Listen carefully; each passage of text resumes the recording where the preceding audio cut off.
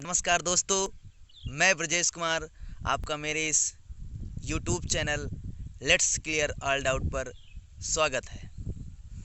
जैसे कि आप लोग जानते हैं कि इस समय लॉकडाउन का दौर चल रहा है और हम आप सब लोग घर के अंदर बैठे हुए हैं। तो आइए मेरे प्यारे दोस्तों, मेरे प्यारे बच्चों, मैं इस लॉकडाउन का फ़ायदा उठाता हूँ और आपको मैं ऑनलाइन क्लास दूंगा जिसमें हम सभी सब्जेक्ट को क्लियर करेंगे। तो आइए मैं समय को नष्ट ना करते हुए आपका अगला भाग लेकर आया हूँ। भाग 4 नंबर सिस्टम का पार्ट 4 लेकर आया हूँ। इसमें हम बात करेंगे एक्सरसाइज 1.3 की, इसकी 1.3 की। तो आइए हम 1.3 एक्सरसाइज के क्वेश्चनों को हल करते हैं। चलिए, क्वेश्चन नंबर मेरा 1 है, निम्नलिखित भिन्नों को दशमलव रूप में लिखिए और बताइए कि प्रत्येक का दशमलव प्रसार किस प्रकार का है। ठीक है ना, प्रत्येक का दशमलव किस प्रकार का है। चलिए, इसमें क्वेश्चन आपका आता है, फर्स्ट है 36/100। कितना है? 36/100। तो इसको हम हल करते हैं। तो मेरा हल हो जाएगा, मेरा हल आपका हल क्या होगा? तो 36/100 इसको लिखना है दशमलव के रूप में। किसके रूप में? दशमलव के रूप में लिखना है आपको। तो हम जानते हैं कि अगर कोई संख्या है, जैसे 36 है, 36 बटे यहाँ 100 है। क्या है? 36 बटे आपकी 100 है, ये संख्या है आपकी। ठीक, इसी को लिखना है दशमलव में। तो क्या करेंगे, नीचे इसके हर में क्या है?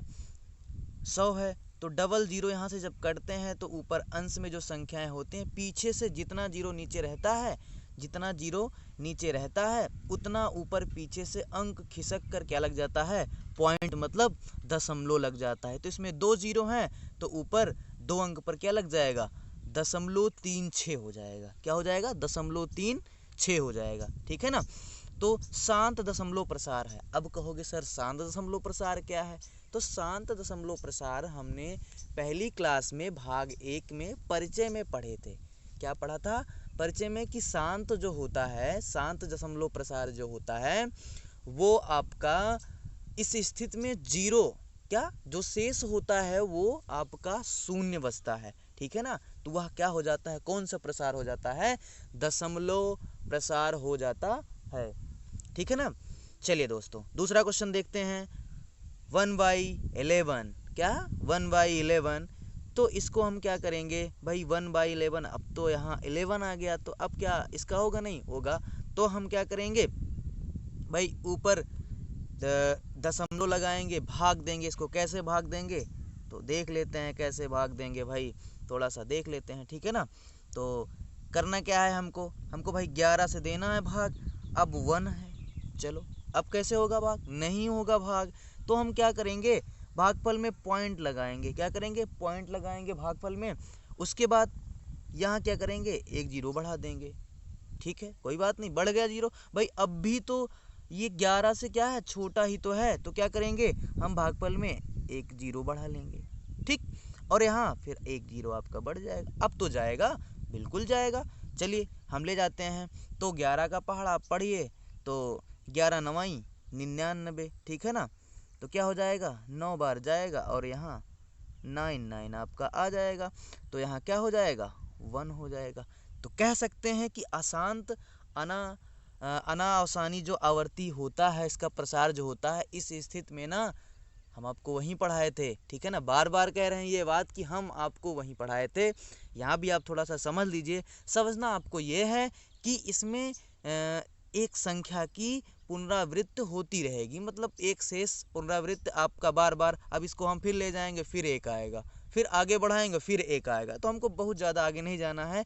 तो यहीं पर देख लीजिए ये सब। ठीक है ना। अब देखो, अब बात आती है कि ये बार में लिखा है, ऊपर जो ये लाइन है, ये वाली लाइन देखो ऐसे लगी है लाइन। ये जो लाइन है क्या है? इसको बार बोलते हैं। अगर एक संख्याओं की बार बार पुनरावृत्ति होती है ना, तो इसको बार से फिर लगा देते हैं बार, तो फिर हमको बार बार लिखना नहीं पड़ता है। चलिए अगला क्वेश्चन देख लेते हैं, ठीक है ना। तो अगला क्वेश्चन है मेरा, अगला क्वेश्चन है फोर सही 1/8, 4 सही 1/8 कह सकते हैं। 4 सही 1/8, अब 4 सही 1/8 है, ठीक है ना। 4 सही 1/8। अब पहले ये तो है मिश्रित भिन्न में, ये चीजें आपकी किस भिन्न में है, मिश्रित भिन्न में है, ठीक है ना, मिश्रित भिन्न में है। पहले हम इसको विषम भिन्न में ले आते हैं। अब विषम भिन्न में लाने के लिए क्या करेंगे, ये जो 4 है और जो 8 है, इन दोनों का क्या कर देंगे, गुणा कर देंगे। क्या कर देंगे, गुणा कर देंगे। तो 8 चौक कितना हो जाएगा, 32 हो जाएगा। अब उसी 32 में ना ऊपर वाला जो 1 है उसको क्या कर देंगे, प्लस कर देंगे। तो मेरा क्या हो जाएगा, 33 हो जाएगा। क्या हो जाएगा, 33 हो जाएगा। अब 33/8 आ गया, ठीक है ना। 33 बटे आपका क्या आ गया, 8 आ गया। अब इसको ना भाग दे देंगे 8 से, तो बिल्कुल भाई चला जाएगा ना। 8 चौक 32, 4 बार गया। फिर उसके बाद बचा आपका कितना बचा, कितना बचा भाई आपका, अब बचा 8 चौक 32 गया, 1 बच गया, पॉइंट लगाए, दशमलव बढ़ाए, 0 हो गया, वहाँ 10 बन गया, फिर आपका चला गया, तो 8 एकन्नम 8 हो गया। ऐसे ही आपका हो जाएगा। तो इसमें क्या होगा, आपका जो है वो शेष नहीं बचेगा ना भाई। लिखा भी है शांत दशमलव प्रसार, क्या है आपका, शांत दशमलव प्रसार, इसमें शेष नहीं बचेगा, ठीक है ना। तो इसमें आपका शेष नहीं बचेगा। अगला क्वेश्चन है मेरा, अगला क्वेश्चन मेरा हो जाएगा इसमें 3/13, क्या है, 3/13 ना। तो अब ये आपका भाग दोगे तो क्या आएगा, 0.230769, और ये बार में रहेगा। अशांत अनावसानी आवर्ती दशमलव प्रसार है, तो आपको हमने ऊपर बताया, ठीक है ना। अगला सवाल आपका है, अगला सवाल है 2/11, क्या है, 2/11। तो इसको हम भाग देंगे तो क्या आ जाएगा, 0.18। ये आपका अशांत अनावसानी है, ठीक है ना, अशांत अनावसानी है।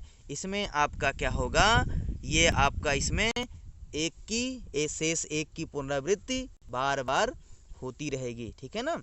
अगला आपका क्वेश्चन आ जाता है, अगला क्वेश्चन होता है 329/400, कह सकते हैं 329/400।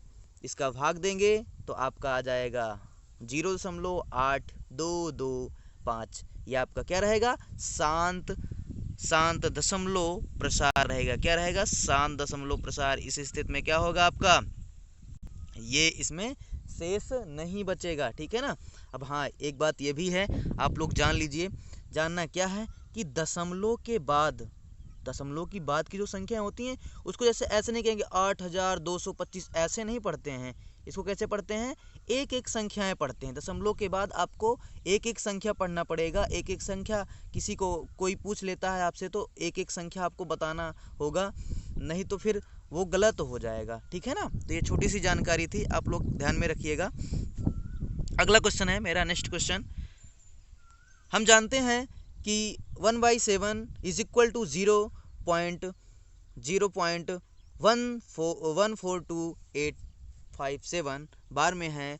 वास्तव में लंबा भाग दिए बिना क्या आप बता सकते हैं कि 2/7, 3/7, 4/7, 5/7, 6/7 के दशमलव प्रसार क्या हैं?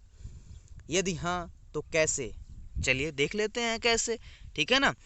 तो आइए हम देख लेते हैं। तो करना क्या है मेरे मित्रगण, इसमें करना ये है कि भाई जो जो संख्याएं दी गई हैं, ठीक है ना, तो जो जो आपकी संख्याएं दी गई हैं, जैसे पहली संख्या दी गई है, क्या दी गई है, 2/7 दिया है। क्या दिया है, 2/7 दिया है, ठीक है ना। ये संख्याएं आपकी कौन सी दी गई हैं, 2/7 दी गई हैं संख्याएं, ठीक है ना।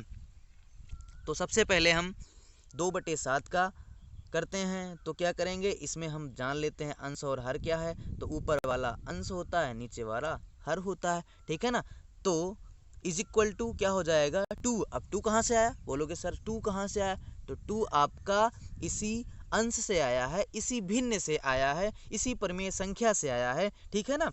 तो हम इसी से जो वो संख्या दी गई है, जिसका मान हमें दिया है 1/7 का मान हमको दिया है, तो उसी में 2 का क्या कर देंगे, मल्टीप्लाई कर देंगे, मतलब गुणा कर देंगे। गुणा करने पर हमको ये संख्याएं प्राप्त हो जाएंगी। वैसे 3/7 को कर देंगे, इसका अंश क्या है, 3 है, इससे गुणा कर देंगे तो हमारा ये आ जाएगा, ठीक है ना। उसके बाद 4/7 है, ठीक है ना, 4/7 है, उसका गुणा कर देंगे तो फिर ये आपका आ जाएगा, ठीक। ऐसे आपको आगे करना है। आगे आपका हो जाएगा 5/7 है, तो 5/7 में अंश आपका क्या है, 5 है, 1/7 हो जाएगा, तो ये आपका क्या हो जाएगा, इससे गुणा कर दोगे तो ये आपका आंसर हो जाएगा, ठीक है ना। बिना भाई भाग करोगे तो बहुत लंबा जाएगा, तो बिना भाग के आपको करना है, और करना है तो कैसे करना है ये भी बताना है आपको, ठीक है ना। तो अगला आपका है 6/7, तो भाई 6 गुणे 1/7, उसके बाद गुणा कर देंगे तो हमारा ये मान आ जाएगा, ठीक है ना। तो आप लोग समझ गए होंगे। चलिए नेक्स्ट क्वेश्चन।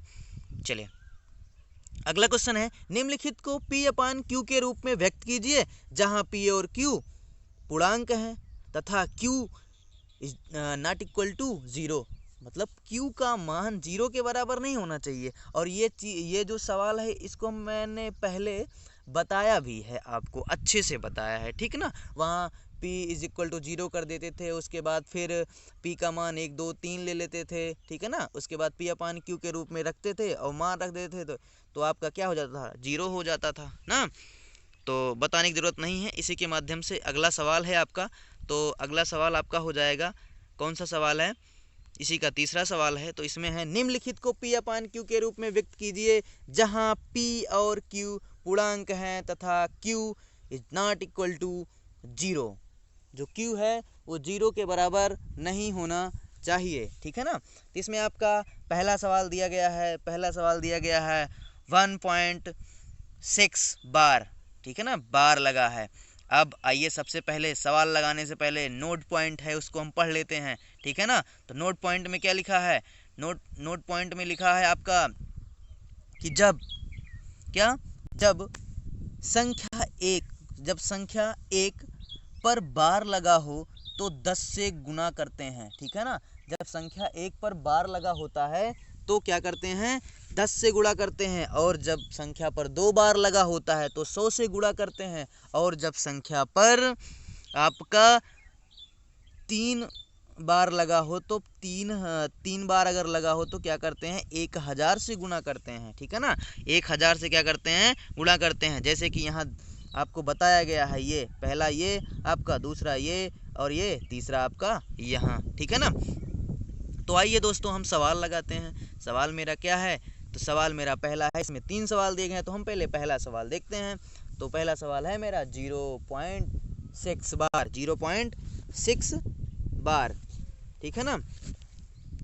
तो सबसे पहले क्या करेंगे, सबसे पहले हम मान लेंगे x बराबर इन मानों को मान लेंगे। तो ये हमने मान लिया, ये हमारा इक्वेशन क्या बन गया, फर्स्ट बन गया, ठीक है ना, 1 बन गया मेरा इक्वेशन। उसके बाद अब देखना क्या है भाई, बार लगा है, सिंगल बार है, तो क्या करेंगे, 10 से गुणा करेंगे। क्या करेंगे, 10 से गुणा करेंगे। तो हमने दोनों पक्षों में 10 से हमने गुणा कर दिया, तो ये हमारा हो गया 10x, और इधर हमने गुणा कर दिया 10 से, इसमें 10 से गुणा कर दिया, इसमें 10 से गुणा कर दिया, तो क्या हो जाएगा भाई, एक अंक खसक जाएगा, किधर, दाहिनी तरफ खसक जाएगा, तो क्या हो जाएगा आपका, हो जाएगा 6.6 बार हो जाएगा आपका ये इसको हम मान लेते हैं इक्वेशन 2, ठीक। अगला है, तो आगे इसमें है, आगे हो जाएगा, अब समीकरण 2 में से, किसमें से, 2 में से 1 को घटाना है, 2 में से 1 को घटाना है। तो हम 2 में से 1 को घटा देते हैं, ठीक है ना, 2 में से 1 को घटा देंगे।